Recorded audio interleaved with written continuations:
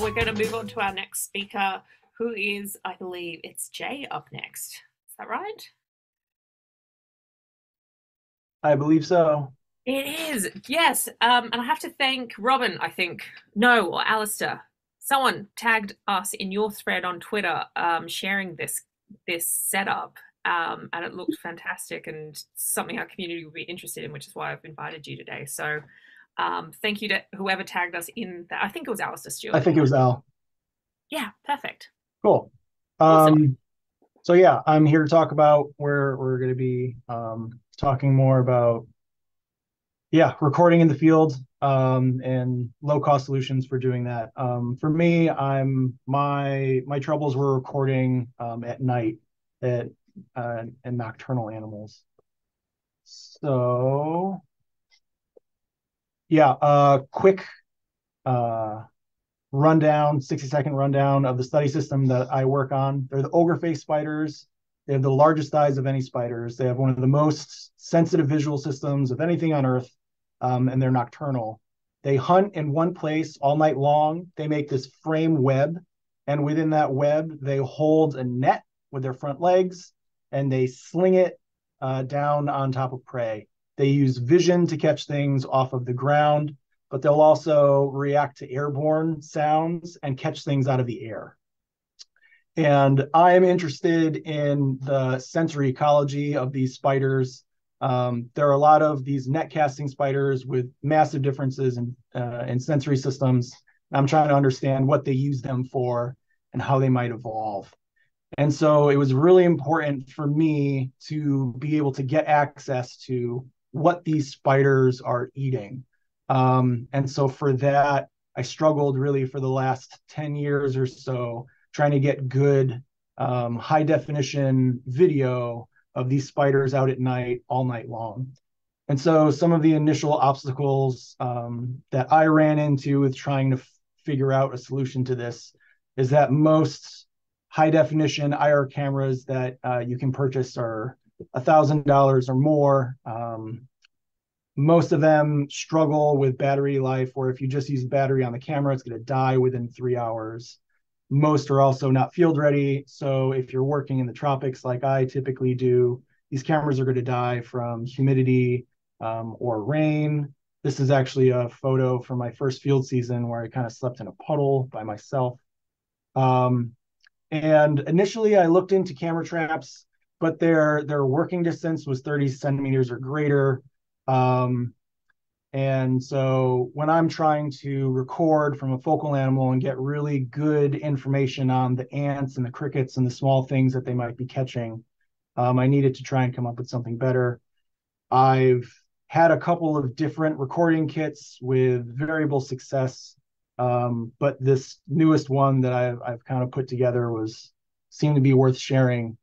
And the whole trick of it is just altering old GoPro cameras. And so it's kind of like anticlimactic. It's a really good system. I like it now, but it's really just using old cameras and altering them to make them infrared sensitive. And the whole trick of that is just removing the lens. So these cameras are typically not IR sensitive because there's this IR cut filter on the back of the lens. All you have to do is remove that lens, which is really easy to do. I actually have one here. I can do it during questions if you want. It takes like 30 seconds to do.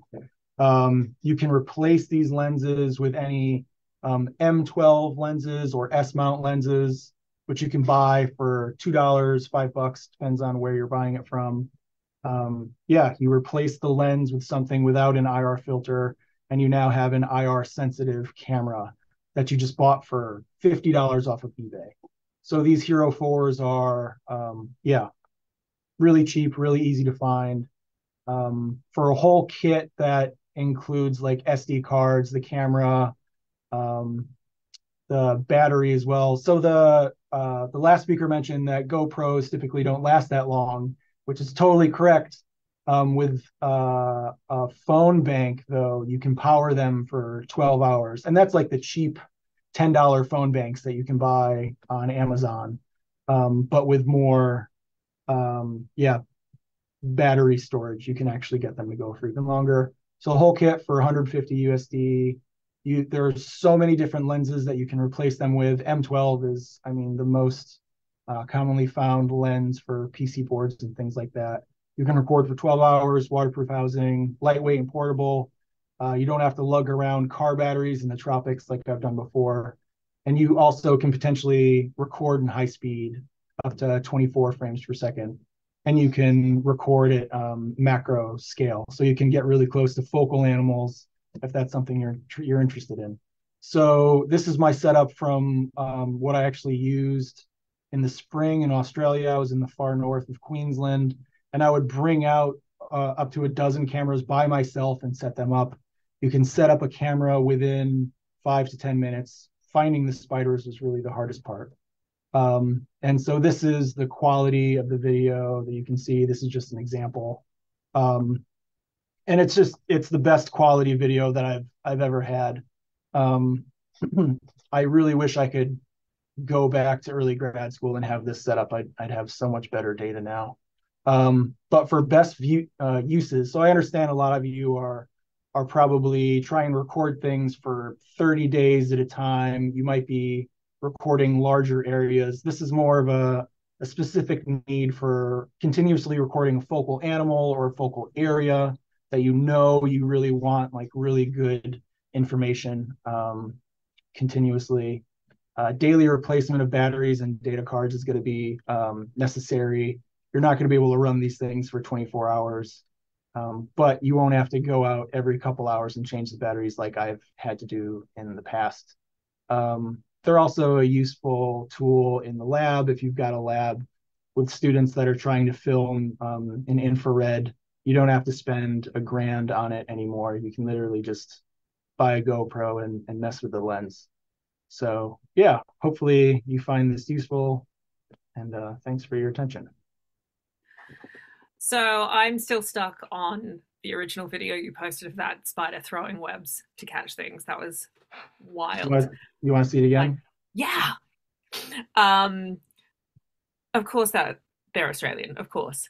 Yeah, Um, uh, you had a lot of comments about like thumbs up for GoPros. Rob's been using GoPros in for den monitoring, and lots of people are nice.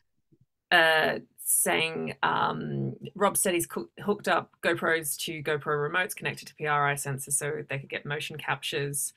Um, Ed's asking, can you hack other GoPro models, or is it the Model 4 that's best, the only one that's easy to do? Yeah, so you can use newer models, but the whole trick here is that the lenses that the Hero 3s and 4s use, those are M12s, and those are super common to find. They're very inexpensive. From the Hero 5s and beyond, they've changed the threading pitch.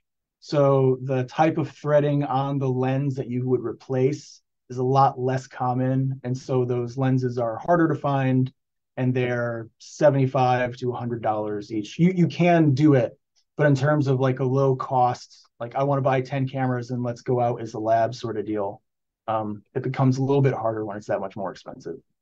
But it's totally doable. And to just Talia's got a question about how do you find the spiders? Did you miss that? You just do it over and over. That's like my thing. I can go out and find spiders that look like sticks now. Yeah, And do they or the prey react to the IR? seemingly not. Okay. So you can. So I didn't talk about the lighting as well, but I use 950 nanometer lights, and I just hook it up to AA batteries. You just solder together the connectors, and so the IR is pretty deep, and I haven't seen anything, I guess, hit the light. I've seen Okay. things kind of like bump into the camera, but yeah, at this point, it doesn't seem to actually affect anybody.